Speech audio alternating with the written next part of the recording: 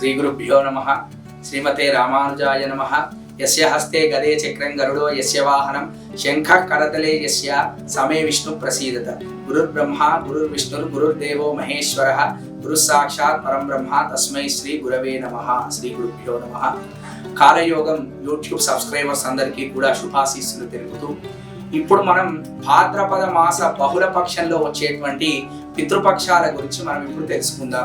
భాద్రపద మాస బహుళ పాడ్యం మొదలుకొని ఆశ్వీజ శుద్ధ పాడ్యం వరకు పితృపక్షాలుగా మనకి శాస్త్రంలో నిర్ణయం చేయడం జరిగింది. ఈ పితృపక్షాలలో ఎవరైతే పితృదేవతలకు వారి వారి యొక్క పితృదేవతలు ఏ తిథి నాడైతే మరణించారో ఈ 15 రోజులలో ఆ తిథులలో ఎప్పుడైతే మీరు వారికి సంబంధించినటువంటి తిలతర్పణములు అట్లాగే అన్న సంతర్పణము బ్రాహ్మడికి స్వయం పాకం ఇవ్వడం చేస్తారో వారికి తప్పకుండా ఉత్తమ గతులు పొందుతారు అని చెప్పేసి శాస్త్రవచనం ఉన్నది.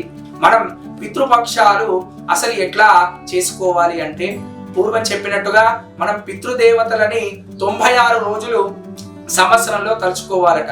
ఏమేమి అంటే ఈ 12 అమావాస్యలు అలాగే వ్యతిపాతలు ఇట్లా వెరసి ఒక 96 రోజులు పితృపక్షాలకు పితృదేవతలకు నిర్ణయించి పెట్టింది మన శాస్త్రం.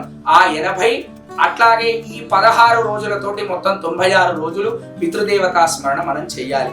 అందులో భాగంగా ఈ 16 రోజులలో ఏ తిథి నాడైతే మీ పితృదేవతలు పాడ్యమి గాని విధి గాని చెవితి గాని ఈ విధముగా ఏ తిథి నాడైతే మన పితృదేవతలు మరణించి ఉంటారో ఈ భాద్రపద మాసంలో వచ్చేటువంటి ఆ తిథి నాడు తప్పకుండా వాళ్ళ పేరున తిలోదకాలు విడిచిపెట్టి బ్రాహ్మణులకు స్వయం పాకము ఇవ్వాలి.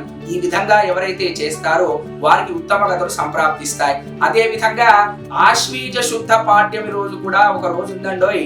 ఎందుకంటే ఆశ్వీజ శుద్ధ పాడ్యమి నాడు దౌహిత్రులు అంటే ఇప్పుడు సంతానం లేనటువంటి వారు కుమార్తె యొక్క సంతానంతో కార్యక్రమం చేయించుకుంటూ ఉంటారు కాబట్టి అలా దౌహిత్రులు మాత్రం ఆశ్వీజ శుద్ధ పాడ్యమి నాడు ఎవరికైతే వారు కర్మ చేస్తారో ఆశ్వీజ శుద్ధ పాడ్యమి నాడు వారు తప్పకుండా ఆ పితృదేవత పేరిట తిలోదకములను స్వయం పాకములు ఇవ్వాలి. ఈ స్వయం పాకంలో ఏమేమి ఇవ్వాలి అంటే దయచేసి బ్రాహ్మణుకు ఒక రోజు తినేంత స్వయం పాకం ఇవ్వాలండి. ఒక రోజు బ్రాహ్మణుడు తన కుటుంబంతో సహితంగా భుజించేటువంటి ఆహారానికి సంబంధించినటువంటి వస్తువులు ఇస్తే గనక ఆ బ్రాహ్మడు సంతోషిస్తాడు, అట్లాగే మీ పితృదేవతలు కూడా సంతోషిస్తారు.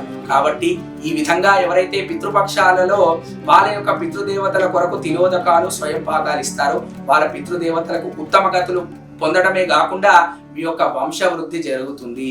జై శ్రీమన్నారాయణ.